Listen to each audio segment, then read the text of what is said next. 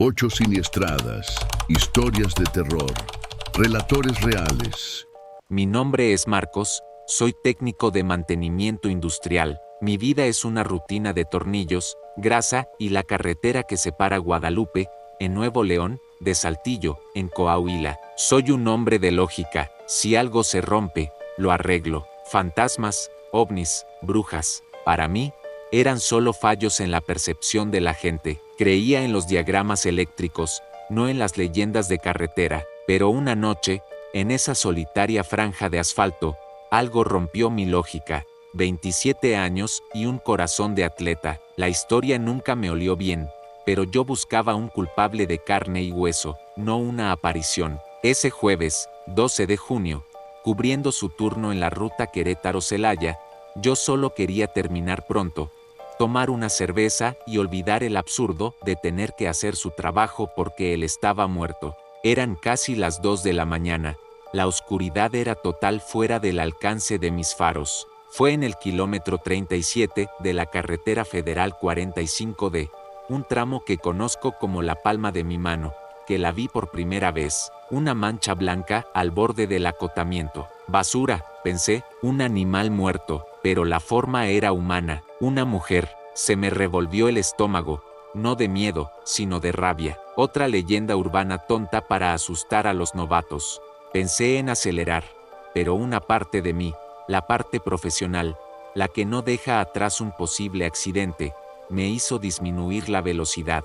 Me detuve a unos 50 metros, bajé la ventanilla y le grité si estaba bien. No respondió, solo levantó el brazo, con una lentitud que me dio un escalofrío, y apuntó, no hacia mí, no hacia la carretera, apuntó directamente al asiento del pasajero a mi lado, el lugar donde Javier siempre se sentaba. No esperé una segunda vez, puse primera y pisé a fondo, dejando un rastro de humo y caucho en el asfalto. El corazón parecía un motor desregulado dentro de mi pecho. Mi mente, sin embargo, trabajaba en otra frecuencia, la de la negación. Era una drogadicta, me repetía, o una broma de mal gusto. Miré de reojo el asiento del pasajero, vacío, el cuero gastado, la mancha de café de Javier.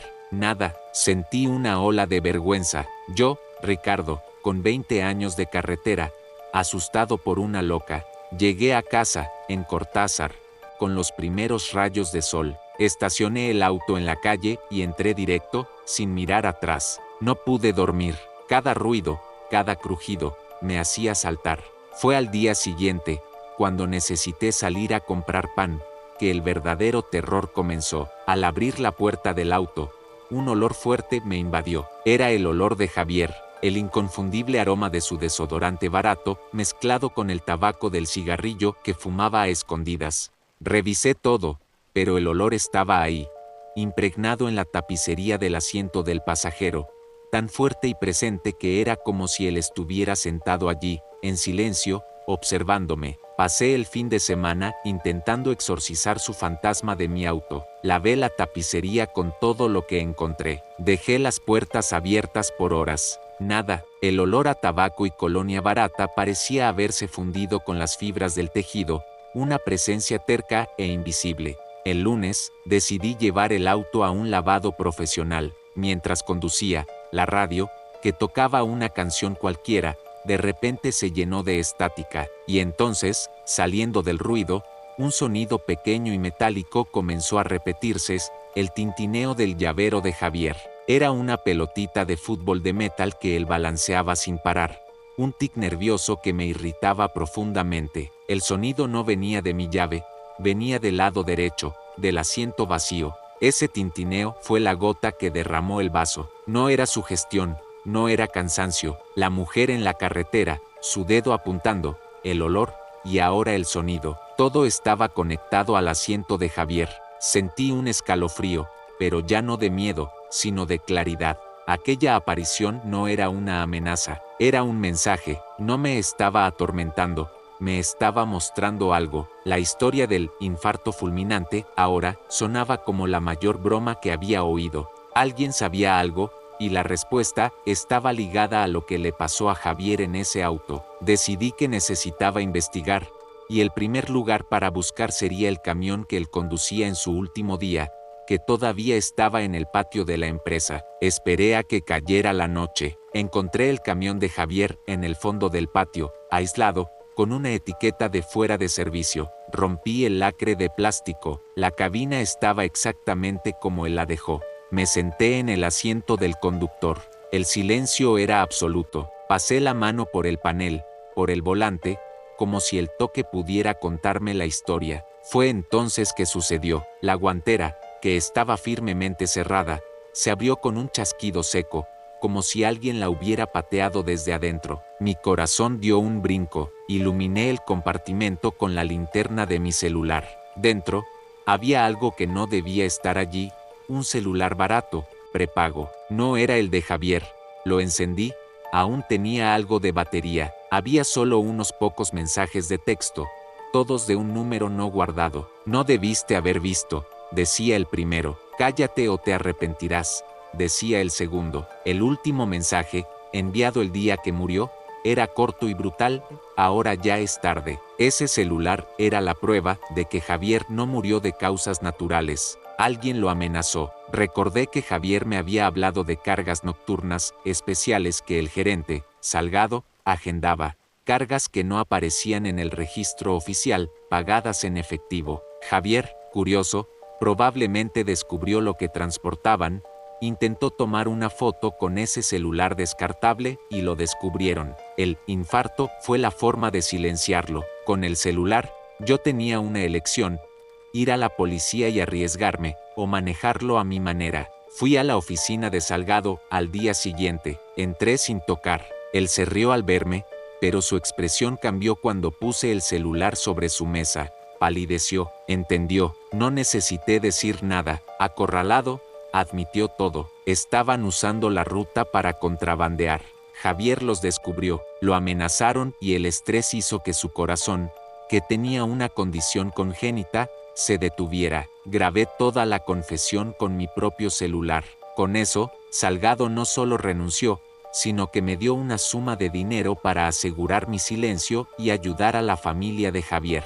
Fue una justicia torcida, pero la única posible. Nunca más vi a la mujer de blanco en el kilómetro 37. El olor en mi auto desapareció. Ya no me río de las historias de fantasmas. Ahora, cuando paso por una curva oscura, bajo el volumen y escucho, porque aprendí que no todos los que piden ayuda en la carretera están vivos, y no todos los fantasmas quieren asustar. Algunos solo buscan justicia, y a veces, la carretera te elige para ser la voz de sus muertos. Soy un tipo sencillo. Me gano la vida haciendo entregas por toda la península de Yucatán. Mi herramienta de trabajo es una camioneta blanca, vieja pero fiel, y mi único lujo es una cámara de tablero. Siempre fui escéptico. Las historias de Aluxes y de Laxtabay eran solo eso, cuentos. La noche en la carretera nunca me dio miedo. La soledad de la autopista Mérida-Campeche siempre me pareció pacífica, al menos, hasta esa noche de jueves, una noche que manchó esa paz para siempre. La entrega en Champotón se había complicado y salí de allí pasadas las 11. La carretera estaba vacía. El aire acondicionado decidió tomarse vacaciones, así que bajé la ventanilla. Fue ahí que noté el silencio. No era normal, era un silencio pesado, opresivo. Cerca del kilómetro 117, la vi por primera vez. Una figura alta, más alta que un hombre, cruzó la carretera. No corrió, no caminó, se deslizó. Era como una sombra vertical, un trozo de noche que se movía por su cuenta. Pisé el freno. La camioneta chirrió, pero cuando mis luces la iluminaron por completo, ya se había perdido en la oscuridad del otro lado. Respiré hondo, el corazón martillando. Cansancio, me dije, pero antes de poder acelerar, otra figura cruzó. Esta era más pequeña, como un niño, pero se movía de la misma forma fantasmal. Y después otra, y otra más. Conté 7 sombras largas y sin rostro, atravesando la carretera en una procesión silenciosa y macabra. El miedo real me agarró por el cuello. Mi escepticismo se disolvió en el sudor frío de mi frente. Instintivamente, mis ojos se fijaron en la pequeña luz roja de mi cámara de tablero. Estaba parpadeando. El sensor de movimiento se había activado. Al menos tendría una prueba de que no me estaba volviendo loco. No toqué nada, solo aceleré, dejando atrás ese desfile de pesadillas. No paré hasta llegar al primer parador, una isla de luz fluorescente. Estacioné justo enfrente, pedí un café con las manos aún temblando, me senté y conecté el celular a la cámara para bajar el video. El video comenzó, la carretera oscura, y entonces, aparecieron, las 7 sombras. Eran aún más aterradoras en la pantalla, pero la parte que me hizo soltar el celular fue cuando la primera, la más alta, se detuvo frente a la camioneta. En el video, se giró hacia la cámara y se inclinó. Donde debería haber un rostro, había solo un agujero negro. La pantalla se volvió estática. Fin del archivo. Me quedé paralizado. Intenté reproducir el video de nuevo, pero ya no estaba. Desaparecido. Busqué en todas las carpetas. Nada. Era como si el archivo nunca hubiera existido. La única prueba de mi cordura había sido borrada por aquello que filmé. Dormí en la cabina esa noche. Cada faro que pasaba me hacía saltar. El miedo ya no era por lo que vi, sino por lo que aquello podía hacer. Podía borrar evidencias. Al día siguiente, le conté a mi primo Gerardo, que también es trailero. No se rió, me dijo que el kilómetro 117 tenía mala fama, que un colega suyo se había volcado allí, jurando que algo se le cruzó, pero nadie nunca dijo que eran 7, murmuró, y eso me asustó más. Busqué en foros de internet, historias aparecían, susurros sobre los caminantes silenciosos, la misma recomendación, no pares, no mires, no grabes, demasiado tarde para mí. La normalidad duró poco. Una semana después, estaba en casa, en mi computadora. Salí un minuto por agua y, al volver, la pantalla estaba negra. En el medio, en letras blancas, un número, 117. Era un mensaje. Reinicié la computadora, pasé el antivirus. Intenté convencerme de que era una coincidencia, pero a la noche siguiente, sucedió de nuevo, esta vez en mi celular. La pantalla se encendió sola en la madrugada, iluminando mi cuarto con el número 117. El miedo se convirtió en paranoia. Empecé a ver las sombras en todas partes, en las esquinas de mi vista, la sombra de un poste, de una silla. Todas parecían tener la misma forma alargada y vacía. Empecé a dormir con las luces encendidas. Mi esposa pensaba que era estrés. ¿Cómo podría explicar que estaba siendo acosado por un número y por sombras que solo yo veía? ¿Cómo explicar que me siguieron fuera de la carretera? Una noche, la cámara de mi camioneta, estacionada y apagada, comenzó a grabar sola. Recibí la notificación, abrí la aplicación, el corazón en la garganta. La cámara filmaba el interior de mi garaje oscuro. Por varios minutos, no pasó nada, y entonces, una de ellas apareció. Se deslizó por la pared, una mancha de oscuridad más oscura que la propia noche, y se detuvo frente a la cámara. Se inclinó, y aquel mismo agujero negro llenó la pantalla. La cámara siguió grabando el vacío por más de una hora. No sé qué son esas sombras, si son espíritus, demonios o algo que la selva guarda y que no tiene nombre. Solo sé que están atadas a esa carretera, a ese kilómetro, y al grabarlas, de alguna forma, me volví parte de su dominio. El número 117 ya no es un punto en el mapa para mí, es una marca, una cicatriz que brilla en la pantalla de mi celular, en mi computadora, en mi mente. Ya no están solo allá, ahora, están aquí, conmigo. Desde entonces, la persecución se volvió más directa. Las veo de reojo, en los reflejos. No hacen nada, solo observan. Son un recordatorio constante de esa noche. Saben que las vi, saben que las grabé, y el hecho de que ya no tenga el video no parece importar. La memoria es el archivo que no pueden borrar, y es ese archivo el que parecen querer corromper.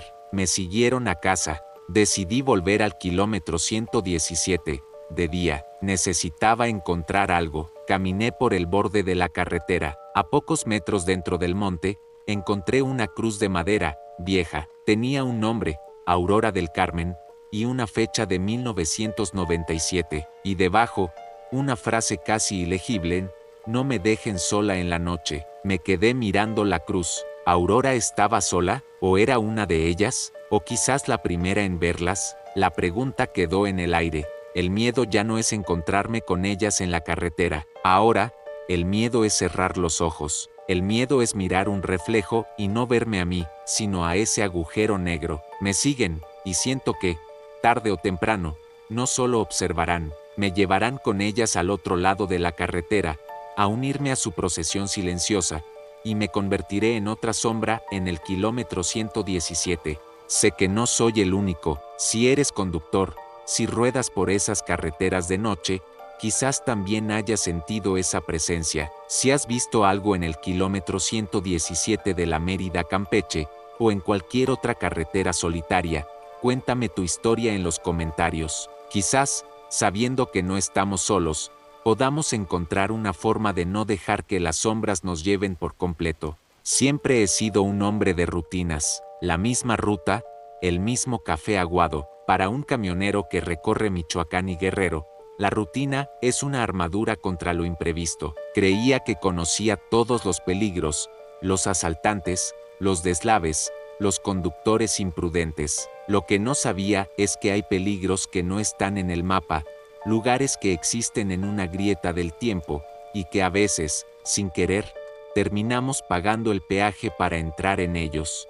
Era una madrugada de miércoles, unas 2 de la mañana. Venía de Uruapan con una carga de fertilizantes. La autopista siglo XXI estaba desierta. Decidí parar para estirar las piernas antes de la caseta de peaje de Sirahuén. Al volver a la cabina, noté algo extraño en el odómetro. El número de kilómetros parecía haber disminuido. Una falla eléctrica, pensé. Lo ignoré. 15 minutos después, llegué a la caseta. Era una estructura antigua, de concreto, con la pintura descascarada. Lo que me llamó la atención fue la mujer en la cabina. Hacía frío, pero ella usaba solo un uniforme viejo de caminos y puentes y un chal de lana gris. Tenía un rostro surcado de arrugas, pero sus ojos eran negros, fijos, y parecían no parpadear. Bajé la ventanilla y le extendí el dinero. Lo tomó, su mano fría como una piedra. No intercambiamos palabras, pero la sensación de anormalidad era palpable. Me entregó el recibo,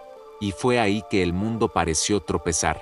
Su voz, cuando finalmente habló, era ronca, como el raspar de hojas secas. Siga su camino, dijo, pero no se detenga hasta ver la luz del día. Sentí un escalofrío, pero obedecí. Aceleré, mirando por el retrovisor, pero ella ya había vuelto su mirada a la oscuridad. El recibo que me dio estaba húmedo, helado al tacto, incluso en el aire tibio de la cabina. Lo guardé en la consola y traté de olvidar el episodio. La luz del día tiene el poder de hacer que los miedos de la noche parezcan ridículos. Cerca de Cuernavaca, un retén de la Guardia Nacional me detuvo. Procedimiento de rutina. Un agente me preguntó de dónde venía. De Uruapan. Pasé por la caseta de Sirahuén hace unas horas, respondí. Los 3 agentes se miraron. El más viejo se acercó. ¿Cuál caseta, amigo?, preguntó serio. La de Sirahuén, la que está antes del desvío, insistí. Una señora me cobró. El silencio que siguió fue más pesado que mi carga. El sargento suspiró. Hijo, esa caseta de peaje se incendió hace 5 años. Murieron 2 empleados allí. Está clausurada desde entonces. Nadie pasa por ahí. Mi sangre se heló. Sus palabras no tenían sentido. Yo estuve allí. Pagué. Hablé con ella. No puede ser. Tartamudeé.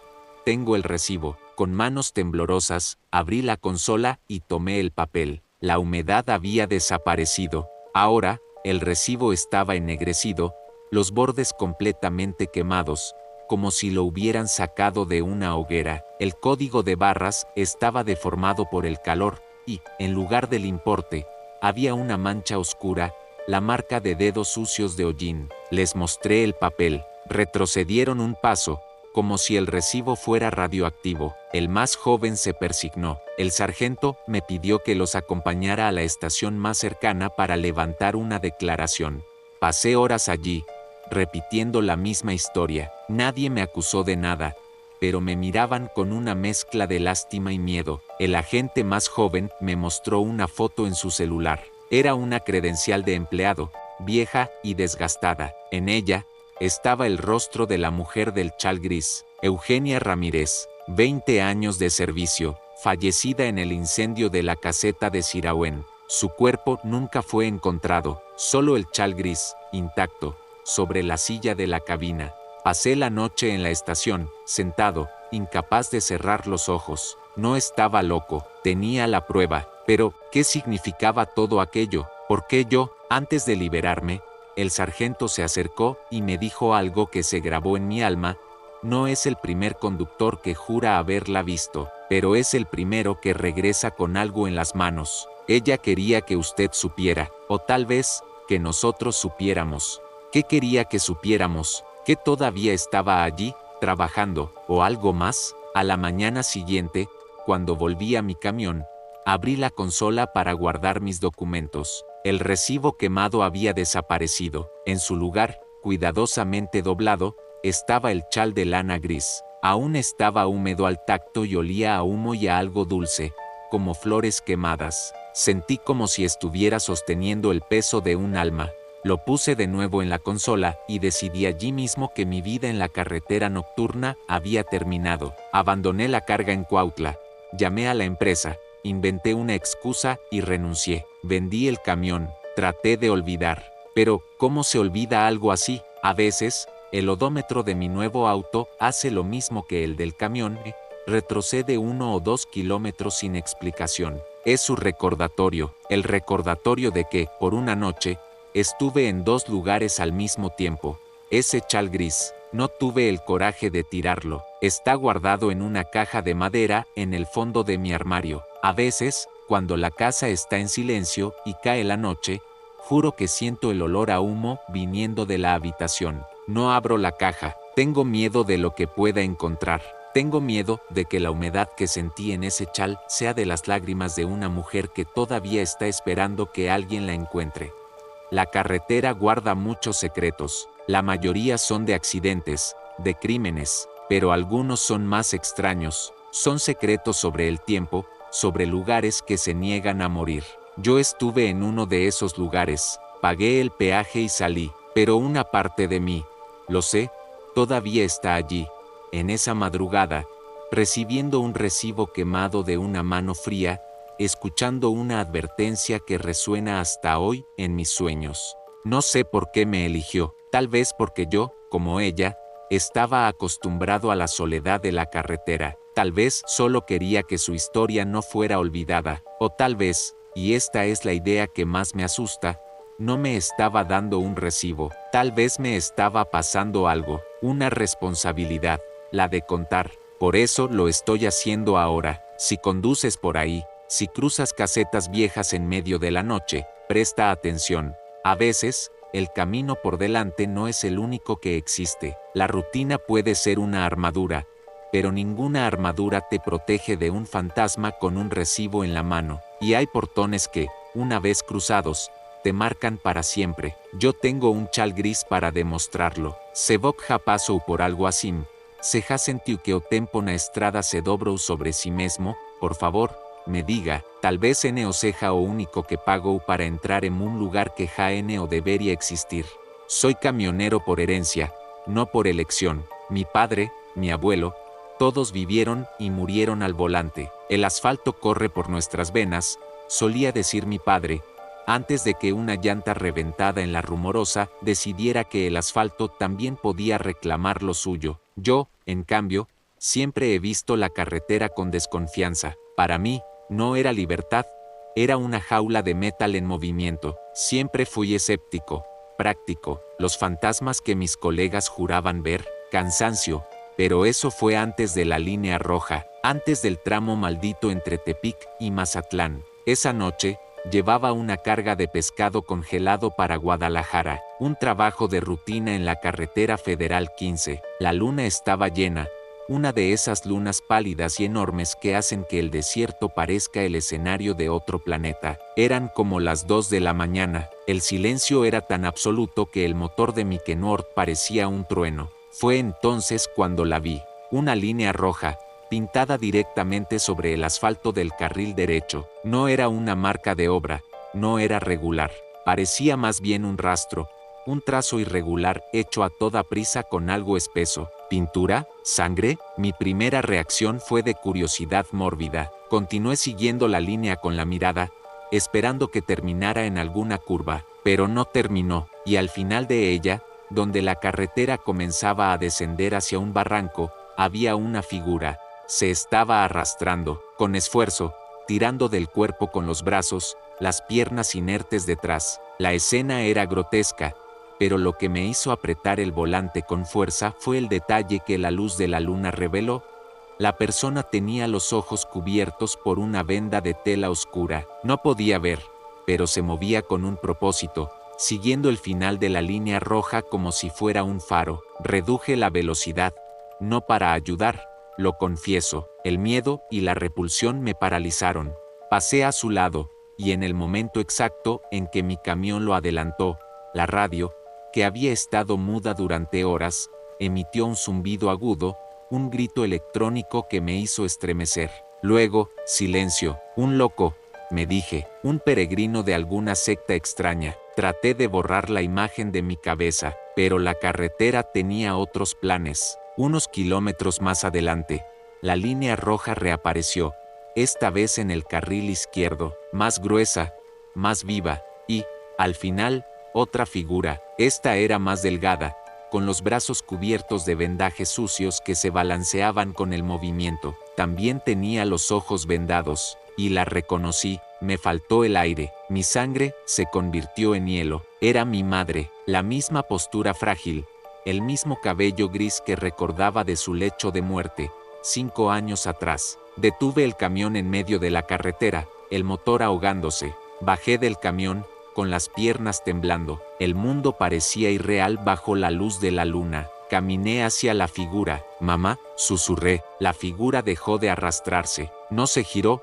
no levantó la cabeza, solo extendió una mano hacia mí, con la palma abierta. En ella, brillando bajo la luz pálida, estaba mi medalla de San Judas Tadeo, la misma que, en un gesto de desesperación y amor, puse en sus manos dentro del ataúd, justo antes de cerrarlo para siempre. El nombre, Ramiro, estaba grabado en el reverso. Mi nombre. Tomé la medalla, el metal frío contra mi piel caliente. En el instante en que mis dedos la tocaron, la figura de mi madre se deshizo en polvo, arrastrada por un viento que no existía. Corrí de vuelta al camión, con la medalla apretada en la mano. Arranqué, sin mirar atrás, con el corazón desbocado, pero no había escapatoria. La carretera se convirtió en un lazo, en un círculo infernal.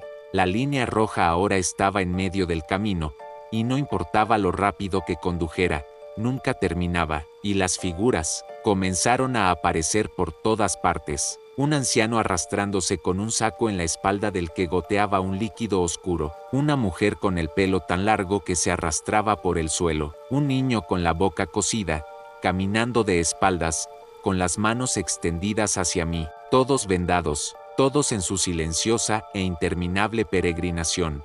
El pánico dio paso a un terror resignado. Apagué el motor. Me encerré en la cabina, en la oscuridad. Afuera, la procesión continuaba. Podía sentirlos pasar, incluso sin verlos. Un desfile de almas perdidas, siguiendo un rastro que solo ellos podían ver.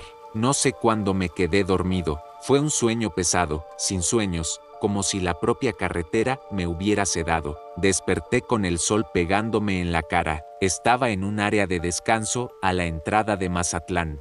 El camión estaba intacto, el mundo parecía normal, pero en mi mano, todavía cerrada, estaba la medalla, y junto a ella, otra, una más antigua, de plata gastada, con un nombre grabado que no reconocí, Elena. Desde esa noche, la carretera nunca ha sido la misma. Evito la Federal 15 como si fuera la peste. He oído otras historias de mis colegas, sobre la línea de sangre, como la llaman. Algunos dicen que son las almas de los que murieron en accidentes. Otros dicen que si les hablas, te conviertes en uno de ellos, condenado a arrastrarte para siempre. Yo no hablé, pero siento que algo ha cambiado. A veces, cuando conduzco por otra carretera, en otro estado, la veo, la línea roja, aparece durante unos segundos por el rabillo del ojo y luego desaparece. Es un recordatorio, una advertencia, y la medalla de Elena sigue conmigo. No he tenido el valor de tirarla. Siento que es una carga, una responsabilidad. Quizás algún día encuentre a su familia, o quizás esté destinado a coleccionar las reliquias perdidas de los peregrinos vendados. No sé quiénes eran, ni a dónde iban, pero entendí una cosa: no se arrastraban sin rumbo, seguían la línea, volviendo a casa, o a lo que fuera que estuviera al final de ese rastro rojo. Intentaban recuperar lo que perdieron, igual que mi madre me devolvió lo que yo había dejado atrás. La carretera no es solo asfalto y hormigón, es un lugar de paso, y hay tramos donde el velo entre los mundos es más fino. Yo estuve en uno de esos tramos, y volví, pero una parte de mí se quedó allí, junto a esa línea roja, observando la procesión silenciosa. Si conduces de noche, especialmente por carreteras viejas y solitarias, y ves algo extraño pintado en el asfalto, una línea que no debería estar allí, mi consejo es este: no la sigas. Continúa tu camino y reza para que la línea no decida seguirte a ti, porque algunas carreteras no te llevan a tu destino, te llevan al de ellas. ¿Alguna vez te has sentido perdido en un lugar que deberías conocer? Cuéntamelo en los comentarios. Solía pensar que lo peor en la carretera era una llanta ponchada. Ahora sé que lo peor es una carretera que no te deja salir, una que te hace dar vueltas y vueltas, mostrándote lo que más temes ver. Soy taxista en Tijuana, 20 años ruleteando, sobre todo de noche, haciendo la ruta de la frontera. He llevado de todo en mi coche: turistas borrachos, parejas que huyen, gente con más secretos que equipaje. Para mí, las historias de fantasmas eran eso, equipaje extra que uno carga en la cabeza. Yo era un hombre práctico: el ruido del motor, la charla trivial, el recuento del dinero al final del turno, esa era mi realidad. Hasta que mi radio, un aparato viejo que ni siquiera usaba, decidió empezar a hablar por los muertos. La primera vez fue un martes, a eso de las 3 de la mañana. Iba solo, volviendo de la garita de Otay. El silencio era total, la radio estaba apagada, el LED rojo lo confirmaba, y, sin embargo, una voz salió de los altavoces: Víctor, Clara, baja. Como un secreto susurrado, pisé el freno, con el corazón en la boca, miré la radio, apagada. Estoy oyendo cosas, pensé. Le di unos golpes al tablero, como si eso pudiera arreglar un fallo en mi cabeza. Aceleré, intentando olvidar nombres que nunca pronuncio a extraños. Un frío que no era del aire acondicionado me recorrió el cuerpo. Me sentí violado, expuesto. ¿Cómo sabía aquello? La voz no era agresiva, era tranquila, informativa, y eso era lo más aterrador. A partir de esa noche, la radio se convirtió en mi confesor y mi verdugo, pero solo en ese tramo. Era como cruzar un portal invisible. En cuanto entraba en esa zona, comenzaba la tortura. Víctor, el 11 de mayo. Mi estómago se encogió. El 11 de mayo, la fecha en que nació y murió mi primer hijo. Horas después, un duelo que enterré tan profundo que ni mi mujer conocía todos los detalles. La voz no solo conocía mis secretos, los desenterraba, uno a uno, con precisión quirúrgica. ¿Por qué no me dijiste adiós, hijo? La voz de mi madre, idéntica, en el mismo tono de despecho que recordaba de nuestra última pelea antes de que falleciera. Tuve que parar el coche, las lágrimas cegándome.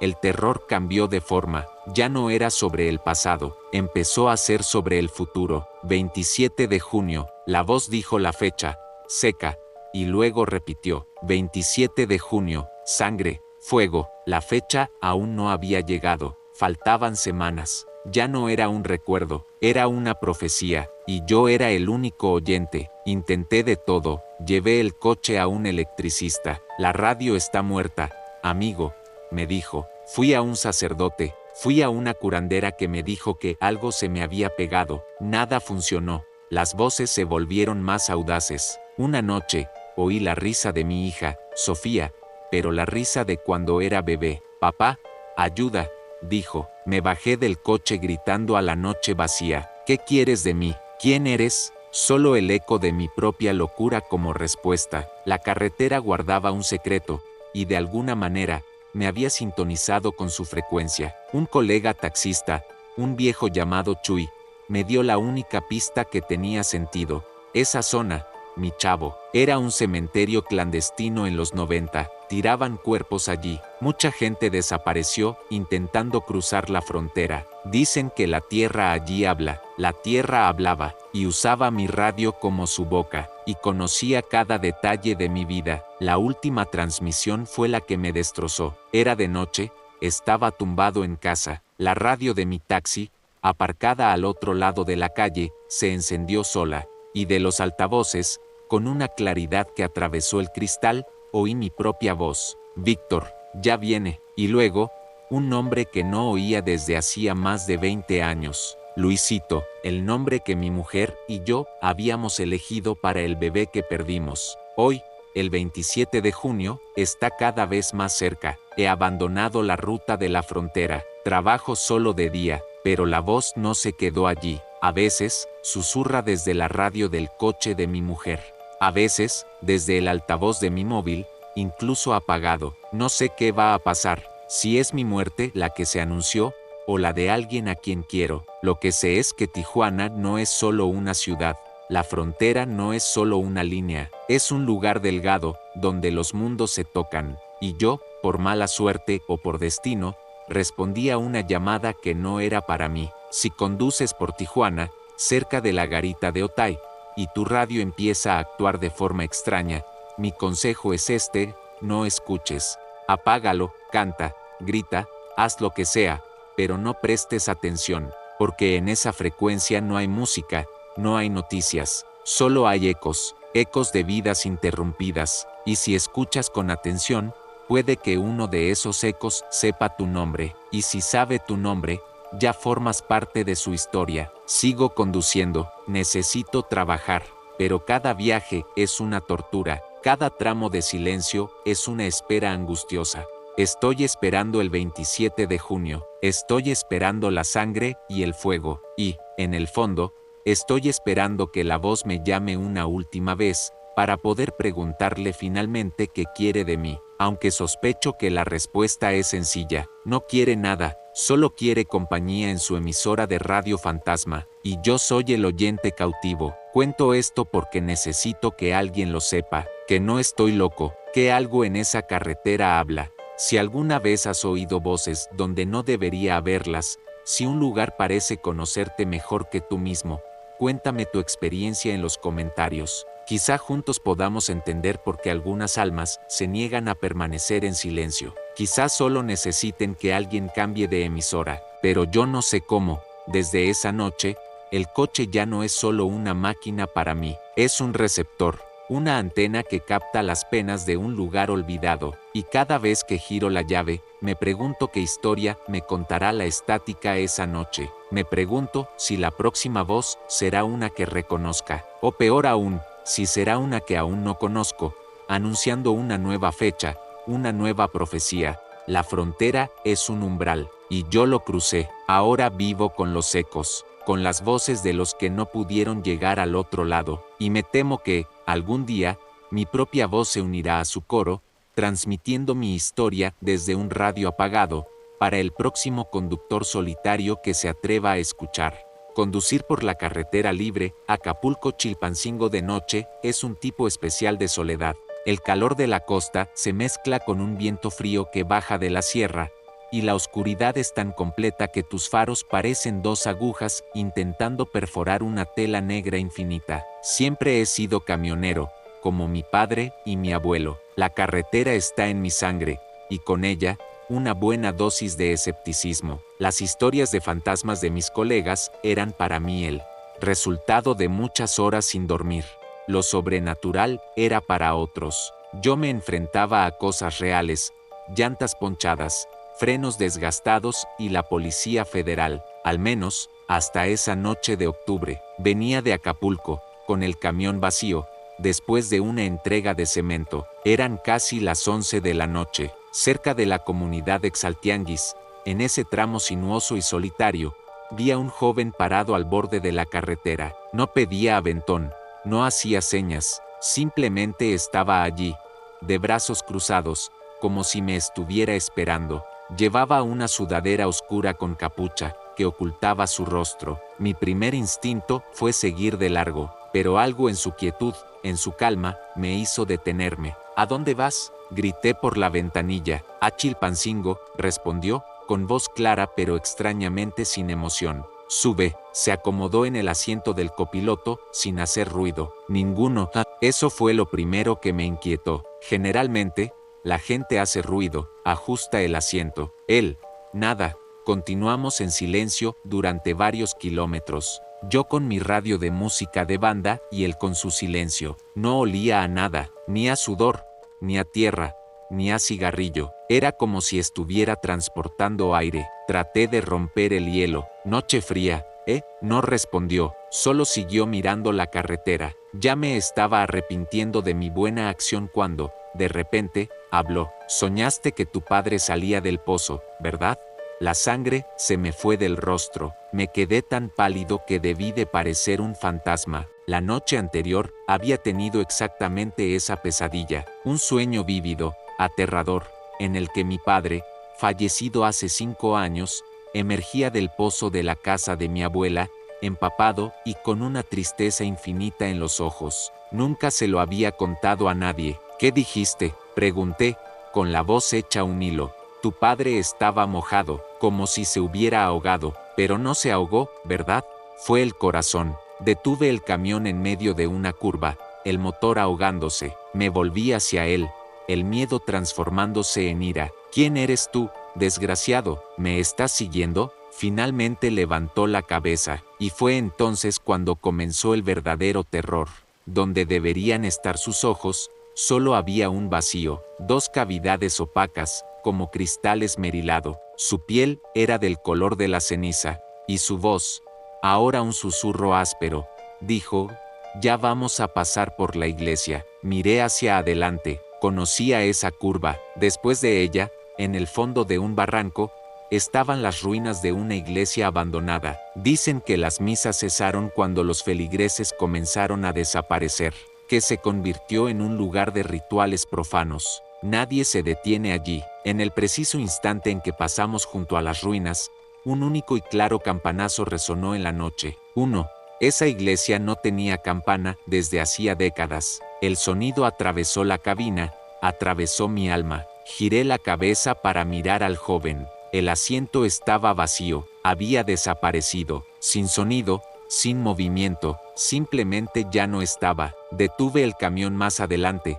Bajé, busqué con la linterna. Nada, solo el sonido de los grillos y el viento frío de la sierra. Llegué a Chilpancingo como un zombi. Fui directo a la central de carga y encontré a un viejo colega, Maclovio. Le conté lo que había pasado, esperando que se riera, pero no se rió, solo me miró con sus ojos cansados y dijo: ese muchacho aparece desde hace años, siempre hace lo mismo, te dice lo que soñaste y se baja en la iglesia. Dicen que fue un chico que murió atropellado cerca de allí, pidiendo aventón. El conductor que lo atropelló venía de un velorio, no había dormido, soñó que su propio hijo moría, y por eso conducía como un loco. La historia de Maclovio me dejó aún más perturbado. No era solo un fantasma, era un eco de tragedias, de sueños, de miedos. Aquel joven no era malvado, era un espejo, un reflejo de las preocupaciones que llevamos en el fondo del alma. Leía nuestros sueños porque,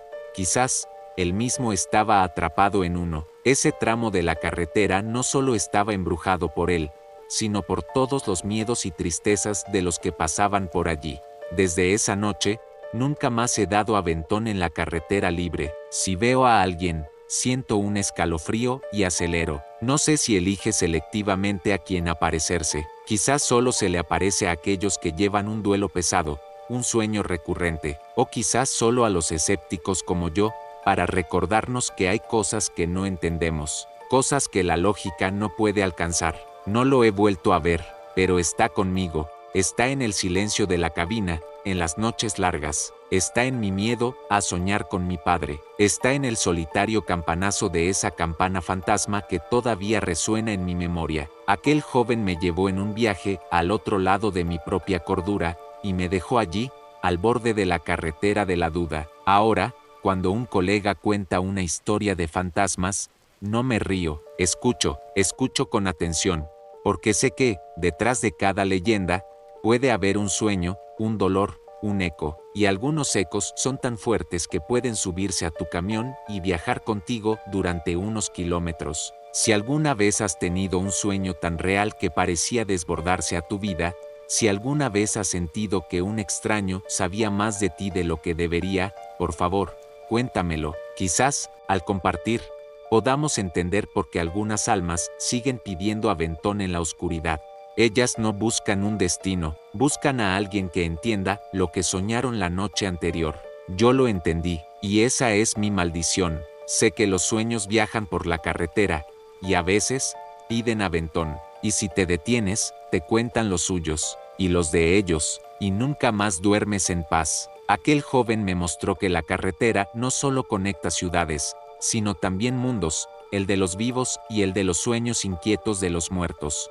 Y yo, un simple camionero, me convertí en un cruce de caminos para un alma que solo quería ser escuchada. Desde entonces, cada vez que siento el peso de la soledad en la cabina, me pregunto si no será él, sentado en silencio a mi lado, esperando para contarme el sueño de algún otro pobre diablo, que, como yo, cometió el error de detenerse en la noche. Mi nombre es Marcos, soy técnico de mantenimiento industrial. Mi vida es una rutina de tornillos, grasa y la carretera que separa Guadalupe, en Nuevo León, de Saltillo, en Coahuila. Soy un hombre de lógica, si algo se rompe, lo arreglo. Fantasmas, ovnis, brujas, para mí, eran solo fallos en la percepción de la gente. Creía en los diagramas eléctricos, no en las leyendas de carretera, pero una noche, en esa solitaria franja de asfalto, algo rompió mi lógica. Era un jueves, 10 de la noche, venía de Saltillo,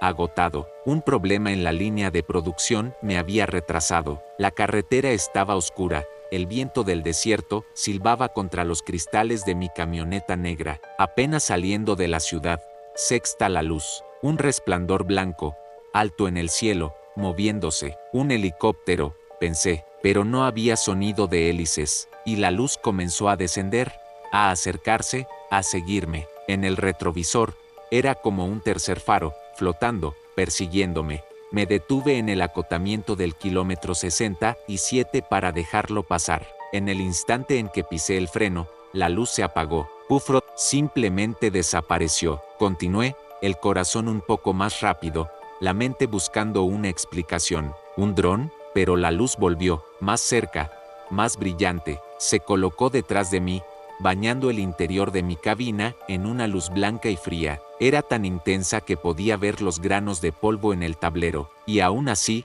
ningún sonido. El pánico comenzó a burbujear. Traté de grabar con el celular. Lo puse en el soporte, apunté la cámara hacia atrás. En el momento en que pulsé grabar, todo murió. El estéreo, las luces del tablero, la pantalla del celular. Un apagón total. El motor se ahogó, la luz desapareció de nuevo, la oscuridad total era aterradora. Giré la llave, nada, de nuevo, el motor volvió a la vida, y con él, el celular.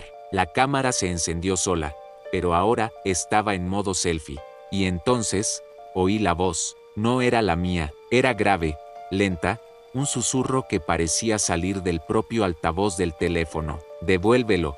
Repetía, devuélvelo. ¿Devolver qué? Lancé el celular al asiento del copiloto, y la luz volvió, más fuerte que nunca. El retrovisor era un sol blanco, el volante se endureció, el freno no respondía, la camioneta aceleraba sola, controlada por esa luz, por esa voz. Sentí un golpe seco en la caja de la camioneta, como si algo pesado hubiera caído del cielo. Cerré los ojos, recé mecánicamente, esperando el impacto, el final. Y entonces, silencio, la luz se había ido, el motor estaba apagado. Abrí los ojos, el sol estaba saliendo, estaba parado en el acotamiento, pero a casi 70 kilómetros de donde recordaba haber estado. Había perdido horas, y en el asiento del copiloto, junto a mi celular, había una caja de cartón vieja. No era mía, estaba caliente al tacto. Con manos temblorosas, abrí la caja. Dentro, había un pequeño espejo de mano, con el marco de plata gastada y el cristal agrietado. Lo tomé. En el reflejo, no vi mi rostro. Vi el rostro de un hombre pálido, sin ojos, con la boca abierta en un grito silencioso y eterno. Solté el espejo de golpe, pero no cayó. Flotó en el aire por un segundo y luego se desvaneció en la nada. Me quedé allí, sentado, tratando de procesar lo imposible. La luz, la voz, la caja, el espejo. Devuélvelo. No me estaba pidiendo nada a mí, estaba usándome a mí para devolver algo. Volví a casa como un autómata. No se lo conté a nadie. ¿Quién me creería? Empecé a investigar. Grupos de Facebook, foros de conductores, y lo encontré. Otros habían visto la luz. Otros habían perdido el control de sus vehículos. Pero lo que me heló el alma fue un rumor, una leyenda local. Decían que, hace muchos años, un camión blindado que transportaba objetos de valor confiscados a un brujo de la región desapareció en esa carretera. La carga nunca se encontró. Algunos decían que el camión fue llevado por ellos. Otros, que el propio brujo, o su espíritu, todavía buscaba sus pertenencias. Lo entendí todo. La luz no era un ovni, era un guardián, o el propio espíritu, buscando sus tesoros. Y yo, por pura mala suerte, pasé por allí en el momento equivocado. Mi coche, mi presencia, fue el vehículo perfecto para completar una entrega. El espejo, quizás era uno de los objetos perdidos. La luz lo recuperó de donde quiera que estuviera. Usó mi camioneta para transportarlo a través de alguna barrera dimensional y, una vez en su destino, lo desmaterializó. No fui abducido, fui utilizado como un servicio de entrega sobrenatural. Desde esa noche, la carretera ya no es la misma. Cada luz en el cielo me hace sudar frío. Pero lo más extraño es lo que quedó. El celular, desde fuerzas que tienen sus propios asuntos, sus propias entregas. Y nosotros, con nuestros coches y camiones, somos solo herramientas que pueden usar en cualquier momento. Si conduces de noche entre Saltillo y Monterrey y ves una luz solitaria siguiéndote, no intentes grabarla, no intentes huir. Solo reza para que no lleves nada que le pertenezca, porque si es así, ya no eres el conductor, eres el paquete, y el destino, amigo mío, no está en este mundo. Si alguna vez has sentido que tu coche se movía solo, o si han aparecido objetos extraños en él sin explicación, comparte tu historia. Quizás podamos armar el rompecabezas de quiénes son estos mensajeros de la noche. Sigo trabajando, sigo haciendo la misma ruta, pero ahora, conduzco con un miedo reverente, y siempre reviso el asiento del copiloto antes de salir. Nunca se sabe cuándo te puede tocar llevar un espejo antiguo o cualquier otra cosa que necesite ser de vuelta a su dueño, al otro lado de la luz. Aquel día, la carretera me eligió. Fui un eslabón en una cadena de eventos que comenzaron mucho antes de que yo naciera. La luz no era una amenaza, era una tarea, y yo, sin saberlo, la cumplí. El problema es que, cuando te involucras en los asuntos de lo que no se puede ver, una parte de ello se queda contigo, una marca, un eco. Mi celular es la prueba. A veces, cuando lo sostengo, siento un ligero calor, y sé que no es la batería, es el recuerdo de esa luz. La lógica con la que construí mi vida se hizo añicos en esa carretera. Ahora sé que hay fallos que no se pueden reparar, diagramas que no se pueden leer, y hay luces en la noche que no están ahí para guiar, sino para reclamar lo que es suyo. Y si te interpones en su camino, te usarán. Te convertirás, por unas horas, en su vehículo, en su mensajero, y después, solo te queda el recuerdo y la inquietante sensación de que, en la oscuridad, hay más tráfico del que podemos ver. Nunca creí en lugares malditos. Crecí escuchando a mi padre, un camionero de la vieja escuela, reírse de las historias de carreteras que hablan. La única maldición en la carretera es un motor en mal estado y un tanque vacío. Hijo, decía, yo adopté esa filosofía. Para mí, el asfalto era solo asfalto, lógico, predecible. Pero eso fue antes de esa noche de jueves, antes del retorno que se negó a dejarme ir, antes de que el reloj se detuviera a las 12:19. Venía de Salamanca, regresando a mi casa en León, Guanajuato. Un viaje de rutina. Pasaba un poco de la medianoche. Después de pasar el cruce de Valtierrilla, vi el retorno. Era extraño, demasiado nuevo, demasiado perfecto, sin las grietas y parches típicos de la zona, y no había ninguna señalización. Pensé que me había pasado mi retorno habitual y, sin dudarlo, giré el volante, y fue ahí donde el mundo real se desconectó. Al salir del retorno, esperaba ver la carretera familiar hacia Salamanca. En cambio, estaba de vuelta en el mismo lugar, la misma curva, el mismo letrero verde León 37 kilómetros. Qué extraño, pensé, debo haberme confundido en la oscuridad. Volví a tomar el retorno, y de nuevo, la misma carretera, el mismo letrero. A la tercera vez, el sudor comenzó a correr por mi frente. El pánico, frío y pegajoso, empezó a subir por mi espina dorsal.